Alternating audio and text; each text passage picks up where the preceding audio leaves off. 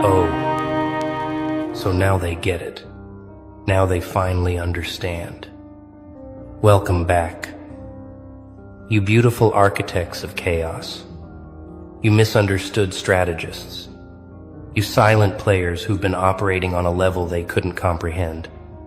Yeah, you, the one they called impulsive, the one they labeled emotional, the one they swore was spiraling. Funny how the narrative shifts when the smoke clears, isn't it?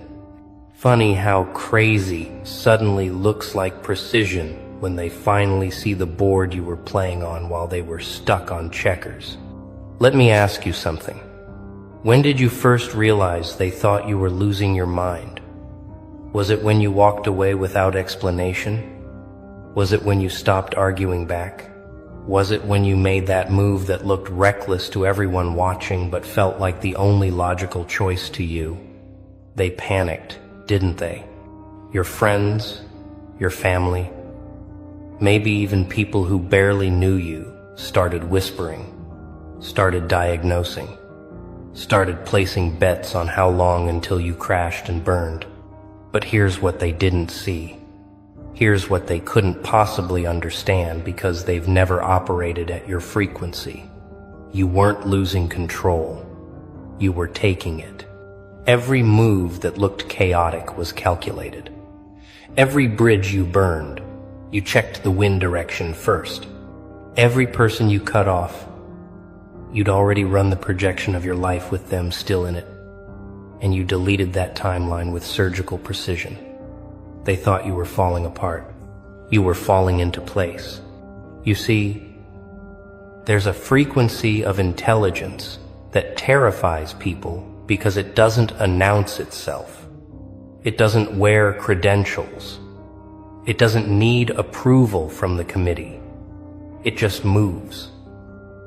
And when it moves, it looks insane to people still trying to predict outcomes using the same broken formulas they've been taught since birth. You stopped playing by their rules, and they called it a breakdown. You started playing your own game, and they called it madness. But madness and genius, they've always lived in the same house, haven't they? The only difference is the scoreboard at the end. Let's rewind the tape. Let's go back to that moment, that specific moment when you made the choice that made everyone question your sanity. Maybe you quit the job that looked perfect on paper, but was draining your soul like a slow poison. Maybe you ended the relationship that everyone said was so good for you, but felt like drowning with an audience. Maybe you disappeared for months without posting, without explaining, without performing the mandatory social media circus that proves you're still alive and participating. They called it erratic. They called it self-destructive. Some of them, the ones who really thought they knew you, they called it a cry for help, with that condescending concern dripping from their voices like they were narrators in your tragedy. But you weren't crying for help. You were eliminating distractions. You weren't breaking down. You were breaking through. And the most beautiful part? You didn't need them to understand. You didn't need their permission, their blessing, or their damn opinion. Because here's the thing about calculated risk that safe people will never comprehend. It looks identical to recklessness from the outside. The person who jumps without a visible parachute and the person who jumps knowing exactly where they'll land, they look the same mid-air. But one of them studied the physics. One of them ran the numbers in the dark while everyone else was asleep, dreaming small dreams in their comfortable cages. You were that person. You are that person. And now they're starting to see it. Now the results are rolling in. Now the life you're building, the person you've become, the peace you're walking in, it's undeniable. And suddenly their tune changes. Suddenly it wasn't crazy. Suddenly it was brave. Suddenly you weren't reckless. You were taking a leap of faith. Suddenly the same people who questioned your sanity are asking for advice, asking how you did it, asking if you can help them make their own bold moves. But you know what's really happening here, don't you? You know what this recognition actually means? It means they're finally catching up to a decision you made months ago, maybe years ago. They're finally arriving at the conclusion you reached while they were still debating in the group chat. They're finally seeing the vision you had when there was nothing but darkness in your own conviction. And that gap, that time gap between when you knew and when they figured it out, that's the proof. That's the proof you were operating on a different level. That's the proof their concern was just fear disguised as care. That's the proof you trusted yourself when you had every logical reason not to, and you were right. You weren't lucky. You weren't reckless. You weren't crazy. You were correct. And being correct before everyone else is what they call genius. Even when they're too proud to use that word directly to your face. Let me tell you what really happened, because they'll never admit this part. When you made that move, when you did that thing that looked insane, something in them recognized it. Something deep in their unconscious knew you were onto something real, something true, something they didn't have the courage to reach for themselves. And that recognition, that brief flash of what if they're right, it terrified them more than anything. Because if you were right, if your crazy was actually clarity, then what did that make them? It made them cowards. It made them complicit in their own mediocrity. It made every safe choice they'd made look like exactly what it was. A surrender to fear dressed up as responsibility. So they had to make you wrong. They had to make you the cautionary tale. They had to turn your boldness into a warning label so they could sleep at night in their prisons of comfort. But you didn't give them that satisfaction, did you? You didn't crash. You didn't burn. You didn't come crawling back with apologies and admissions that they were right all along. Instead, you did something far more devastating. You thrived. You evolved. You became living proof that the path they were too scared to take actually leads somewhere beautiful. And now they have to live with that. Now they have to watch you exist in a reality they told themselves was impossible. And here's the part that really twists the knife. You're not even mad at them anymore. You're not holding grudges. You're not waiting for apologies that will never come. Because somewhere along your journey, you realized something that changed everything. Their doubt was never about you. It was always about them. Their fear was always their own. Their need to call you crazy was always their need to feel sane in their own stagnation. So now when they come back, when they slide into your messages with, "Hey, I've been thinking about you," or "You look really happy," or "Can we talk?" you see it for what it is. It's not reconciliation. It's reconnaissance. They're not checking on you.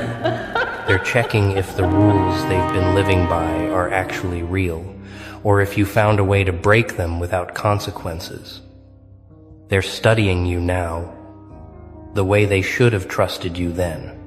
And some of them, the really bold ones, they'll try to rewrite history. They'll claim they always believed in you. They'll say they knew you'd figure it out. They'll position themselves as supporters who were there all along, just quieter than the doubters. But you remember. You remember who was silent when silence felt like abandonment. You remember who questioned when you needed certainty.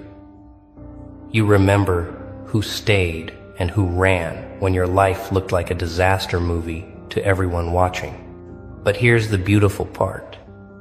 Here's the part that makes all of it worth it. You don't need them to rewrite history because you're too busy writing the future. You don't need them to admit they were wrong because you're too focused on being right about what comes next. You don't need their validation now because you learned to validate yourself when their approval was the only currency you thought you needed. Let's talk about the pattern they're starting to recognize. Because this isn't the first time you've done this, is it? This isn't the first time you've made a move that looked questionable and turned it into something undeniable. You have a history of this, a track record of seeing around corners that haven't been built yet, a reputation. Whether they acknowledge it or not, for being right in ways that take time to prove. You're the person who called the breakup before anyone else saw the cracks. You're the person who left the party early before it turned into a mess everyone regrets. You're the person who walked away from opportunities that looked golden but smelled wrong, and then watched those opportunities rust in real time. You have instincts that operate faster than their logic, and that's always been your advantage and their confusion. They process through committees. You process through clarity. They need consensus. You need truth. They move when it's safe. You move when it's right. And that difference, that fundamental difference in operating systems, it creates a lag. They're always seeing your moves in retrospect, analyzing your decisions after the outcomes are already visible, wondering how you knew when there was no way to know. But you did know. You always know. Not because you're psychic, not because you're lucky, but because you've learned to listen to the frequency they've tuned out. You hear the whispers underneath the words. You see the patterns underneath the chaos. You feel the shifts before the ground starts moving. They call it intuition, like it's magic. You know, it's just paying attention at a level that most people find exhausting. And that's why your crazy was calculated, because you were calculating with data they couldn't perceive. You were running equations that included variables they didn't believe existed. You were solving for outcomes they couldn't imagine because they'd never allowed themselves to want something that far outside the script. Your math looked like madness because they couldn't see the numbers you were working with. Now let's talk about what happens next. Because recognition is just the beginning. Now that they see you were right, now that they realize your breakdown was actually a breakthrough, they're going to want something from you. They're going to want the formula. They're going to want the shortcut. They're going to want you to translate your instinct into instructions they can follow without having to develop that instinct themselves. And here's where you have to be careful. Here's where the real test begins. Because it's tempting to teach. It's tempting to explain. It's tempting to take every person who doubted you and turn them into a student just to prove you were always the teacher. But not everyone deserves your wisdom. Not everyone has earned access to your process. Some people want your results without your risk. Some people want your clarity without your chaos. You don't owe them the map. You don't owe them the breakdown of every decision that led you here. You don't owe them the privilege of understanding what they refuse to trust. Some lessons are only meant for the people who learn them in the fire, not the people who show up after the smoke clears asking how you survived the flames. Your story is yours. Your strategy is yours. Your madness, your genius, your calculated chaos, it's all yours. But for the ones who were there, for the ones who stayed quiet when they didn't understand but didn't question your sanity, for the ones who gave you space when you needed distance and didn't make it about them, those people, they get to see behind the curtain. Those people earned the right to know how you did it, not because they supported you perfectly, but because they supported you imperfectly without trying to stop you. And here's what you can tell them. Here's what you can share with the people who actually deserve to know. You didn't have a plan. You had a compass. You didn't follow steps. You followed truth. You didn't calculate every outcome. You calculated the cost of staying the same and decided any risk was better than that certain death. You didn't know it would work. You knew doing nothing definitely wouldn't. You trusted yourself in the dark. You believed your instincts over their advice. You chose your peace over their understanding. You valued your future over their comfort. And every time you made a choice that looked insane, you were really making a choice between two versions of yourself, the one they wanted you to be and the one you needed to become. You chose yourself every single time. And that choice, that consistent choosing of yourself, even when it looked selfish, even when it felt lonely, even when you had no proof it would lead anywhere good, that's the genius they're recognizing now. That's the calculation they're finally seeing. You bet on yourself when you were the longest shot in the room.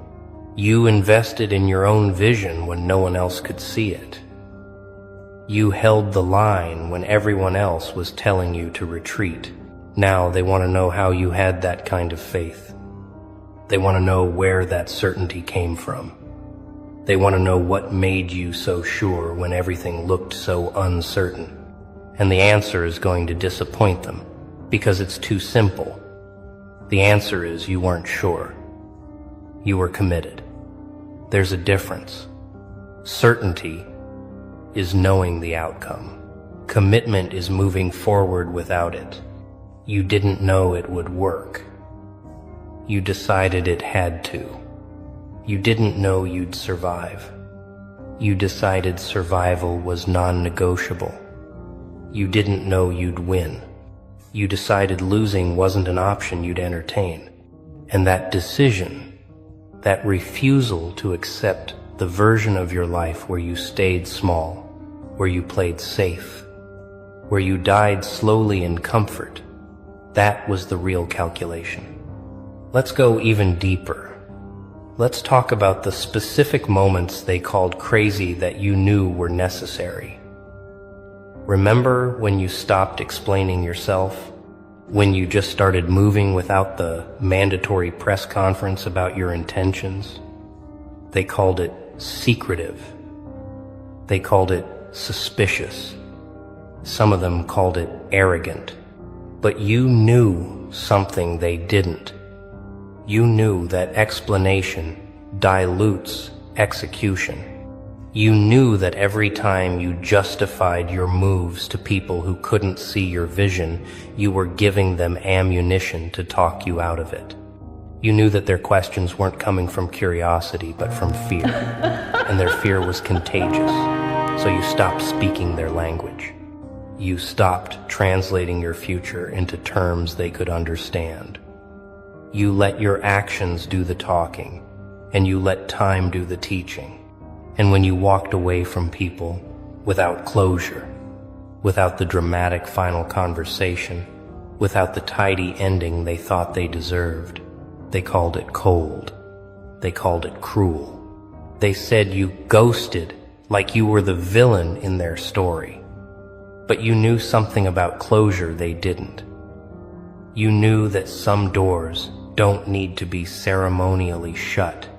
Some doors just need to be left behind while you keep walking.